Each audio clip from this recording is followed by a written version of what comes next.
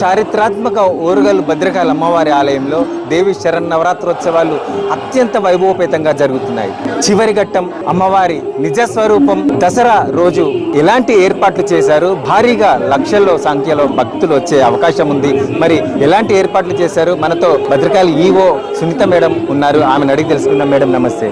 Madam చెప్పండి, భారీగా భక్తులు వచ్చే అవకాశం ఉంది, ఎలాంటి ఏర్పాట్లు చేశారు, ఎలాగా డైవర్షన్స్ పెట్టారు? విజయదశమి పర్వదినాన్ని పురస్కరించుకొని వరంగల్ భద్రకాళి అమ్మవారిని దర్శనం చేసుకోవడానికి రాష్ట్ర నలుమూలల నుంచి కూడాను అధిక సంఖ్యలో భక్తులు వచ్చే అవకాశం ఉన్నందున వారందరికీ ఇబ్బందులు లేకుండా ప్రత్యేకంగా క్యూ లైన్స్, ధర్మ దర్శనము, శీఘ్ర దర్శనం, అతి శీఘ్ర దర్శనము ఏర్పాట్లు చేయడం జరిగింది.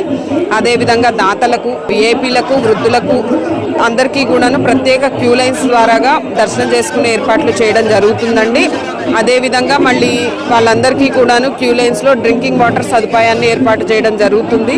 అందరికీ కూడాను ఉచిత ప్రసాద అందుబాటులో ఉంచడము, అదేవిధంగా అన్నప్రసాద కార్యక్రమాలను కూడా నిర్వహించడం జరుగుతుంది. వచ్చే భక్తులు ఎవరికి ఇబ్బందులు తలెత్తకుండా, ట్రాఫిక్ ప్రాబ్లమ్స్ రాకుండా పోలీస్ వాళ్ళ కోఆర్డినేషన్ తోటి ప్రత్యేక బందోబస్తు కూడా ఏర్పాటు చేయడం జరుగుతుంది. సుమారుగా ఎంతమంది భక్తులు వస్తారని అంచనా ఉంది? గత సంవత్సరం చూస్తే అంతకుముందు సంవత్సరం రికార్డ్ స్థాయిలో వచ్చారు, ఈ సంవత్సరం కూడా భారీగా వచ్చే అవకాశాలు ఉన్నాయి. ఎంతమంది వస్తారని అంచనాలు వేస్తున్నారు?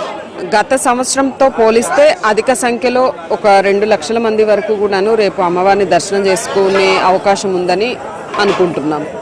అర్చనలు, ఈ కొబ్బరికాయలు కొట్టడం, ఈ మొక్కులు అనేటివి ఉంటాయా, లేకపోతే ఎలాగుంటుంది రేపు? కొబ్బరికాయ కొట్టుకోవడము అవన్నీ కూడా ఉంటాయండి. రేపు అర్చన మాత్రం ఉండదు. భక్తుల రద్దీకి అనుగుణంగా రేపు దర్శనం సదుపాయాన్ని మాత్రమే కల్పించడం జరుగుతుంది.